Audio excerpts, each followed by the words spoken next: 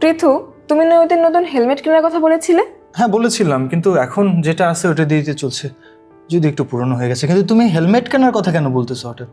কারণ সড়কের নিরাপত্তা নিশ্চিত করতে ও প্রাণহানি কমাতে ডিএমপির গুলশান বিভাগ একটি ব্যতিক্রমী উদ্যোগ নিয়েছে। তাই নাকি? কি করেছে তারা?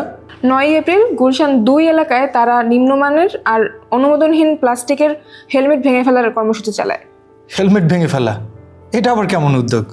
আসলে অনেক বাইকার জরিমানা এড়াতে সস্তা এবং নিম্নমানের হেলমেট ব্যবহার করে, কিন্তু এগুলো দুর্ঘটনার সময় কোনো ধরনের নিরাপত্তা দিতে পারে না, উল্টো আরও ঝুঁকি বাড়ায়। হ্যাঁ, এরকম একটা ভিডিও আমি দেখছিলাম যেখানে পুলিশ বাইকারদেরকে থামিয়ে নিম্নমানের হেলমেটের ঝুঁকি সম্পর্কে বোঝাচ্ছিল এবং বাইকাররা নিজেরাই তাদের নিম্নমানের হেলমেটগুলো ভেঙে ফেলছিল এবং প্রতিশ্রুতি দিচ্ছিল যে তারা এই ধরনের নিম্নমানের হেলমেট আর ব্যবহার করবে না। একদম ঠিক।